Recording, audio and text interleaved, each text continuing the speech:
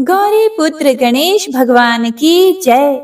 प्रेम से बोलिए मंगला गौरी माता की जय। ओम नमः शिवाय। हे प्रिय भक्तों, आज सावन माह मंगला गौरी का व्रत है। भविष्य पुराण और नारद पुराण के अनुसार इस व्रत को करने से सुहागिन महिलाओं को अखंड सौभाग्य की प्राप्ति होती है। इसीलिए इस दिन माता मंगला गौरी का पूजन करके मंगला गौरी की कथा सुनना अत्यंत लाभदायक होता है। तो आज मैं सुना रही हूँ माता मंगला गौरी की बड़ी ही दुर्लभ, पावन और पौराणिक व्रत कथा, जिसे आप सभी भक्तगण बड़ी श्रद्धा तथा प्रसन्न चित मन से पूरा अवश्य सुनिएगा। तो आइए माता से प्रार्थना करते हैं। हे मंगला गौरी माता, इस व्रत को करने एवं व्रत कथा को सुनने वाले अपने सभी भक्तगणों पर अपनी कृपा दृष्टि सदा सर्वदा बनाए रखना। जय माता दी। प्राचीन समय की बात है। किसी गांव में शांता अपनी बेटी प्रिया के साथ रहती थी। शांता के पति का स्वर्गवास हो चुका था। शांता गांव के एक सेठ के घर में काम करके किसी तरह से अपनी बेटी का पालन पोषण किया करती थी।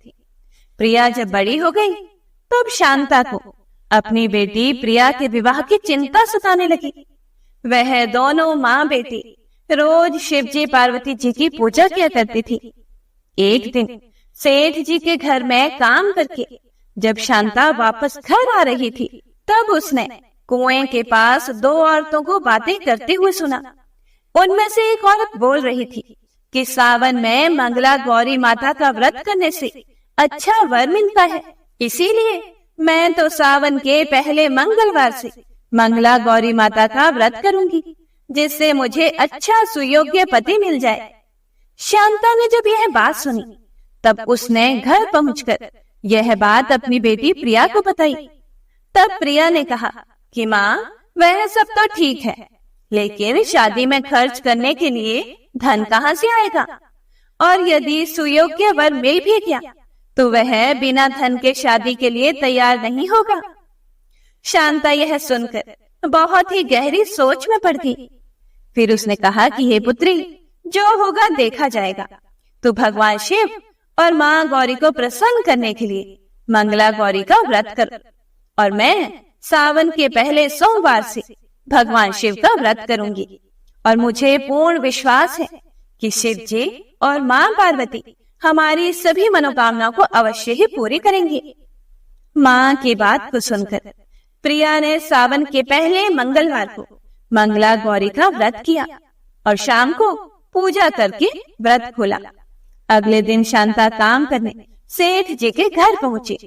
वहां काम करके वह जब घर वापस आ रही थी, तब रास्ते में वह एक पीपल के पेड़ के पास पहुंची तो उसे किसी के रोने की आवाज सुनाई दी। उसने देखा कि एक बुढ़िया माई उस पेड़ के पास बैठकर रो रही है।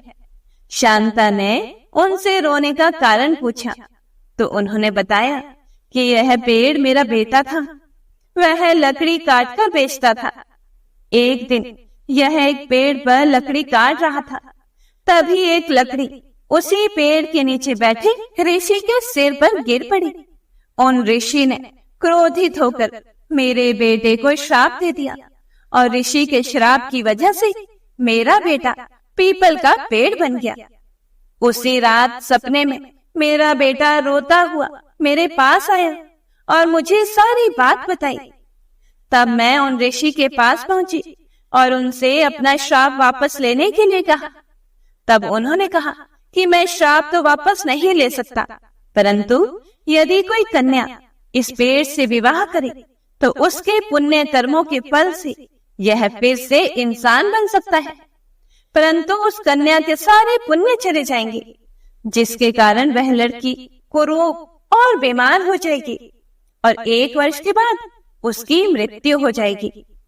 फिर उन बुढ़िया माई ने कहा कि कौन सी कन्या या उस कन्या का परिवार मेरे बात सुनकर इससे शादी करने को तैयार होगा।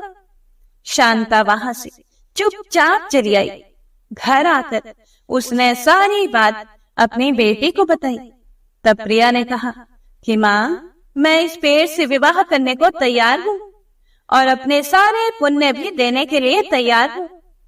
अपनी बेटी की यह बात सुनकर शांता ने कहा कि नहीं नहीं पुत्री, ऐसा करने से 1 साल में तुम्हारी मृत्यु निश्चित है, मैं ऐसा नहीं कर सकती। तब प्रिया ने कहा कि माँ, मेरी रक्षा माँ गौरी करेंगी, आगे मेरी किस्मत, आप चिंता मत कीजिए। प्रिया अपनी माता से जिद करने लगी और उसने खाना पीना भी छोड़ दिया। 2 दिन के बाद उसकी माँ को अपनी बेटी की जिद के आगे मानना ही पड़ा। वह प्रिया को लेकर उसी पेड़ के नीचे पहुंची। वहां पहुंचकर उसने बुढ़िया माई को सारी बात बताई। बुढ़िया माई बहुत खुश हुई और उसी दिन पंडित जी को बुलाकर प्रिया का विवाह उस पेड़ से करवा दिया। विवाह के बाद वह पेड़ एक सुंदर युवक बन गया। शांता ने प्रिया को उसके साथ विदा किया। अपने सारे पुण्य कर्मों का फल देने के कारण प्रिया बीमार रहने लगी। उसने अपने ससुराल जाकर भगवान शिव और माता पार्वती की पूजा शुरू कर दी। वह बीमारी में भी मंगला गौरी माता का व्रत करती रही। 1 मास के बाद उसके चारों व्रत पूरे हुए, लेकिन वह बहुत ही कमजोर हो गई थी। उसे पता था कि 1 साल बाद उसकी मृत्यु निश्चित है, पर वह बीमार होकर नहीं मरना चाहती थी। प्रिया ने सोचा, जो मृत्यु 1 साल बाद आनी है वह कुछ ही दिनों में आ जाए। इसीलिए उसने अन्न जल छोड़कर शिव पार्वती की तपस्या शुरू कर दी। एक दिन रात को जब प्रिया ओम नमः शिवाय का जाप कर रही थी, उसी समय मां पार्वती ने प्रकट होकर उसे दर्शन दिए और कहा कि हे पुत्री, तुमने अपने कष्टों की चिंता छोड़कर अपने सारे पुण्य अपने पति को देकर उसे श्राप मुक्त करवाया। तुम्हारी सच्ची भक्ति ने मेरा मन जीत लिया। मैं तुम्हें अखंड सौभाग्यवती होने का वरदान देती हूँ और साथ ही अब तुम्हारे पुण्य कर्म भी फिर से तुम्हें प्राप्त होंगे। अब से तुम पर तथा तुम्हारे संपूर्ण परिवार पर सदा मेरी कृपा बनी रहेगी। यह कहकर पार्वती माता अंतर ध्यान हो गई। उनके जाने के बाद प्रिया पहले जैसी रूपवती हो गई। हे मां गौरी, मंगला गौरी व्रत करने वाली सभी स्त्रियों के सुहाग की रक्षा करना और कुंवारी कन्याओं को सुयोग्य वर देना। तो एक बार प्रेम से जयकारा लगाते हुए बोलिए, अखंड सौभाग्य, सुयोग्य वर, सुख समृद्धि देने वाली मंगला गौरी माता की जय। बोलिए देवों के देव महादेव की जय। हे प्रिय भक्तों, तो आइए अब हम मंगला गौरी की अद्भुत, प्राचीन और पौराणिक व्रत की कथा को सुनते हैं। हे प्रिय भक्तों, यह बड़ी ही प्राचीन बात है। पंपापुर नगर का एक छोटा सा गांव था। उस गांव में एक साहूकार और उसकी पत्नी रहा करते थे। साहूकार के पास भगवान का दिया हुआ सब कुछ था। वे बहुत ही धनवान थे। सभी प्रकार के सुख ऐश्वर्य उनके पास थे, मगर उन्हें एक दुख हमेशा खाया जाता था और वह दुख था कि उनके कोई भी संतान नहीं थी। बस यही दुख उनके मन को हमेशा कचोटता रहता था। एक दिन की बात है, उस साहूकार के घर पर बहुत ही पहुंचे हुए साधु महात्मा आए। साहूकार ने उनका खूब आदर सत्कार किया और जब साधु ने उनकी कुशल क्षेम पूछी, तब साहूकार ने अपनी सारी व्यथा साधु महाराज को सुना दी कि उसके कोई संतान नहीं है, उसके घर में बच्चे की किलकारियां कब गूंजेंगी। तब उस साधु महाराज ने साहूकार को मंगलवार को पार्वती माता की पूजा और व्रत रखने की विधि बताई। सावन मास के पहले मंगलवार से ही साहूकार की पत्नी ने माता पार्वती का पूजन और व्रत शुरू कर दिया। अब वह हर मंगलवार व्रत किया करती थी और ऐसा करते करते उसे कई महीने बीत गए, लेकिन उसने मंगलवार को माता गौरी व्रत को और उनका पूजन करना नहीं छोड़ा। एक दिन उसकी भक्ति भाव से माता पार्वती प्रसन्न हुई। उसी रात साहूकार को एक बड़ा ही विचित्र सपना आया। सपने में उसने एक आवाज सुनी। कोई बोल रहा था कि जिस आम के वृक्ष के नीचे गणेश जी बैठे हों, उस आम के वृक्ष का फल तोड़कर यदि तुम अपनी पत्नी को खिला दोगे तो तुम्हें अवश्य ही पुत्र रत्न की प्राप्ति होगी।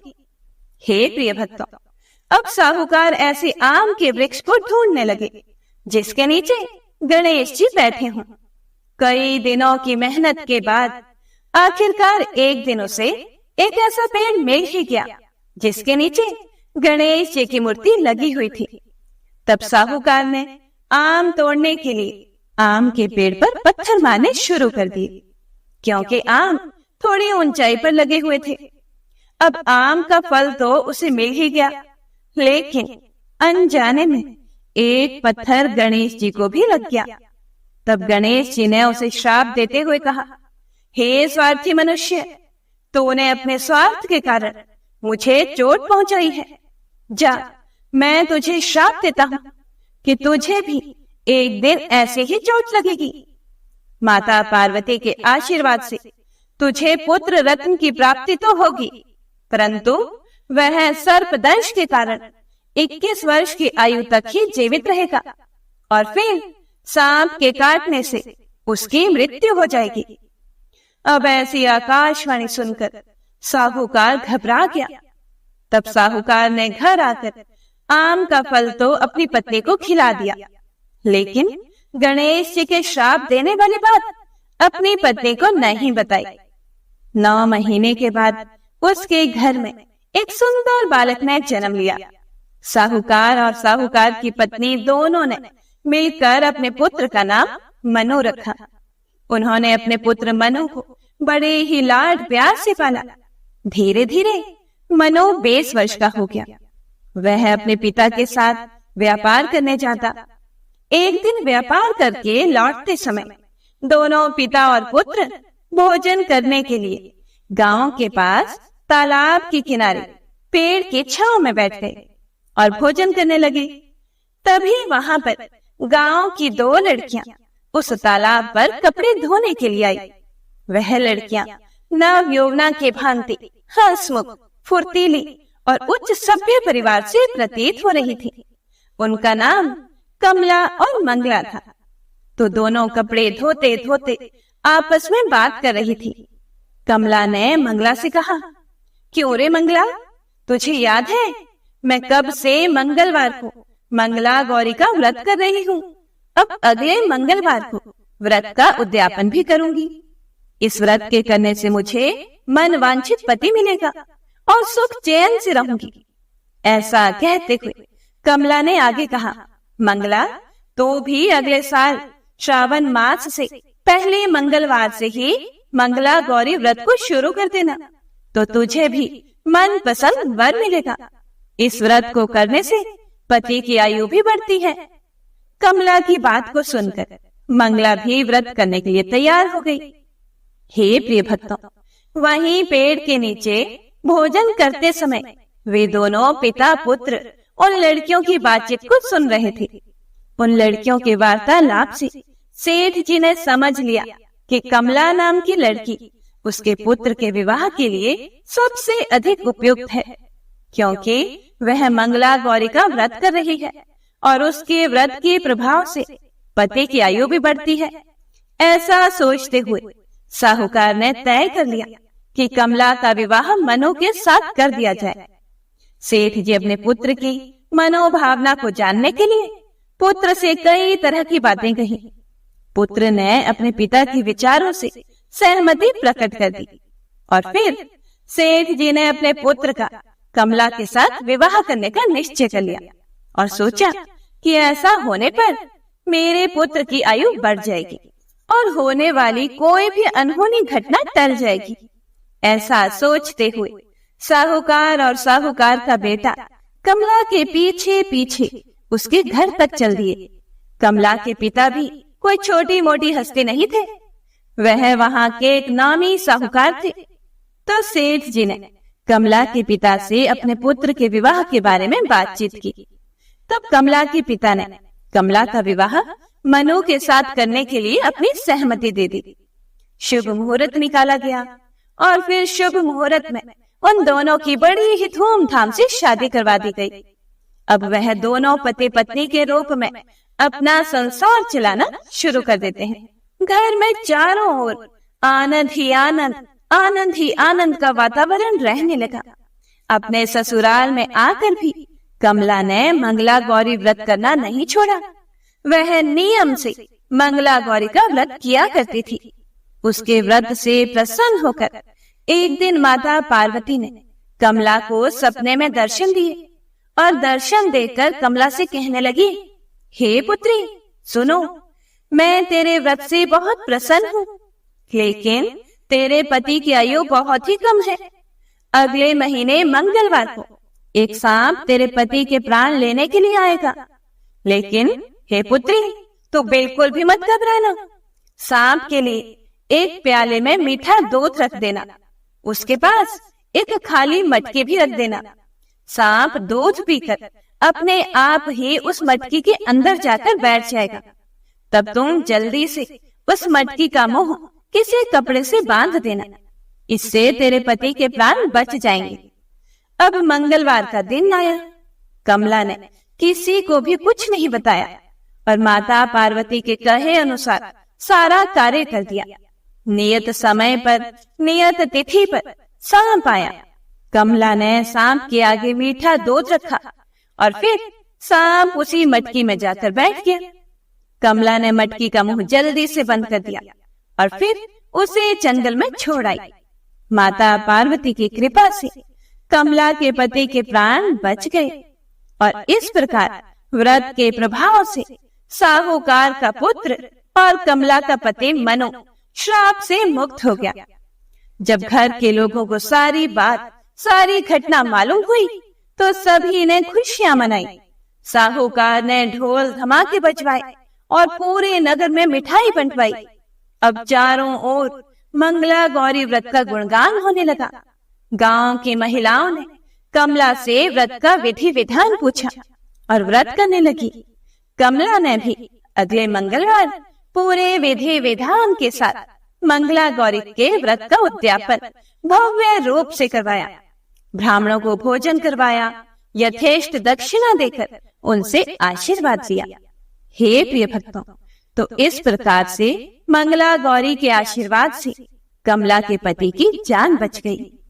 हे मंगला गौरी, हे माता पार्वती, जिस तरह से आपने कमला के पति की आयु लंबी की, उसी तरह से इस व्रत को करने वाली और कथा को सुनने वाली हर स्त्री की पति की आयु को लंबी करना और उनकी सभी मनोकामनाओं को पूर्ण करना। जय माता दी। हे प्रिय भक्तों, तो आइए अब सुनते हैं लप्सी और तप्सी की कहानी। यह एक पौराणिक लोक कथा है।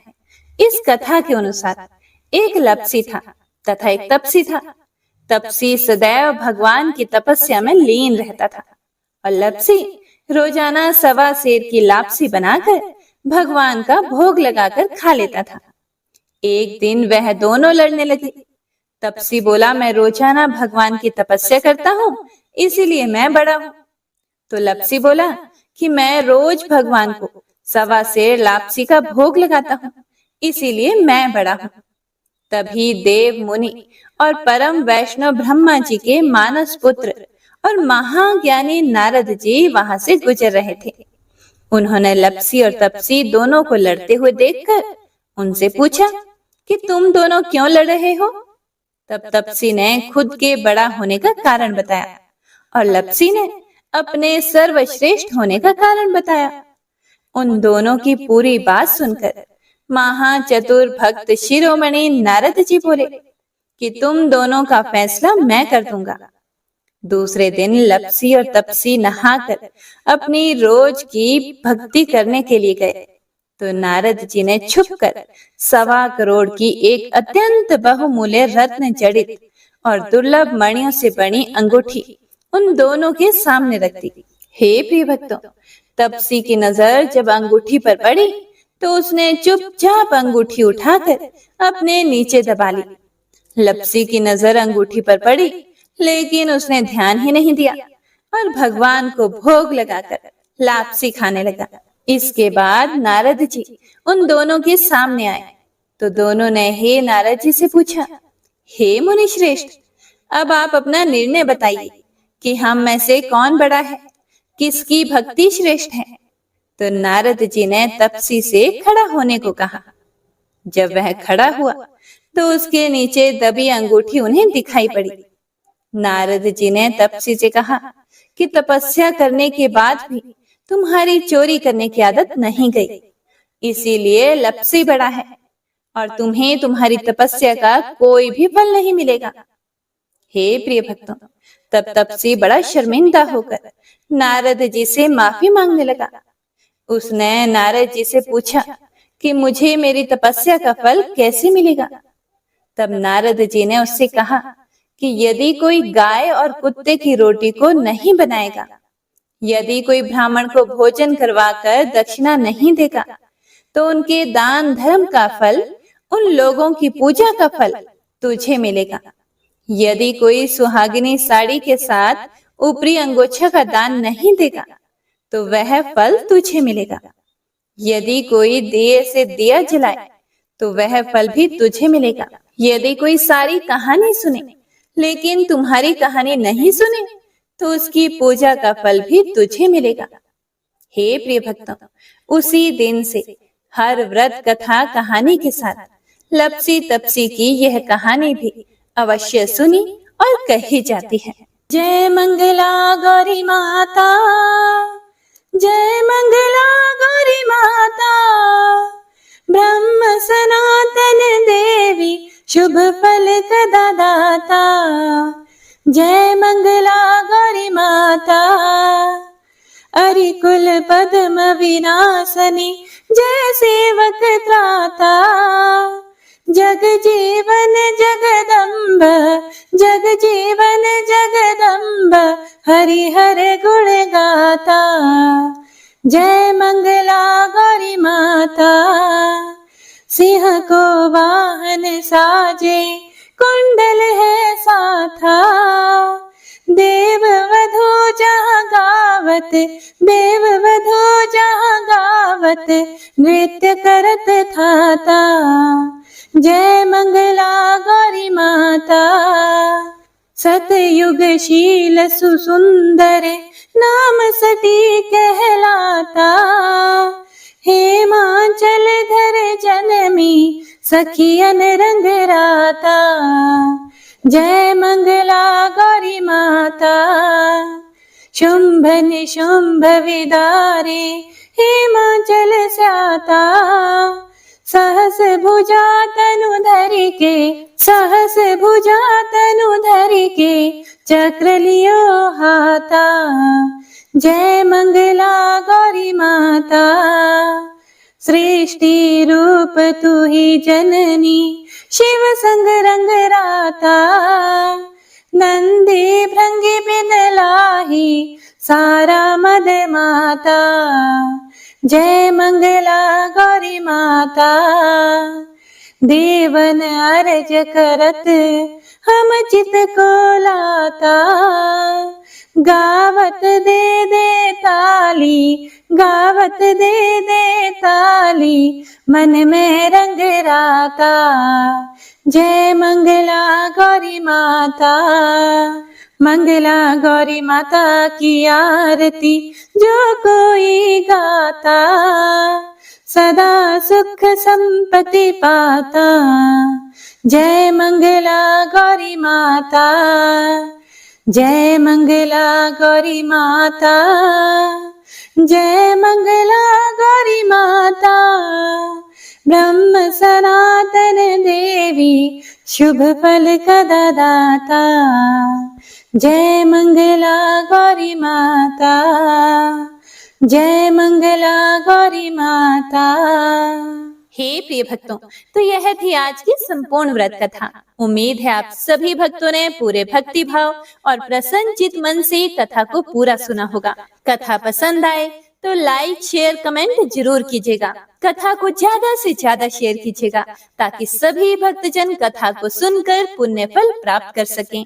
और हाँ, हमारे चैनल पर सावन मास महात्म्य की कथाएं और शिव पुराण की कथाएं भी सुनाई जा रही है। तो आप सभी भक्तजन जब भी आपको समय मिले इन कथाओं को भी जरूर सुनिएगा और भगवान भोलेनाथ का आशीर्वाद प्राप्त कीजिएगा। तो मिलते हैं अगली कथा के साथ। तब तक के लिए हर हर महादेव।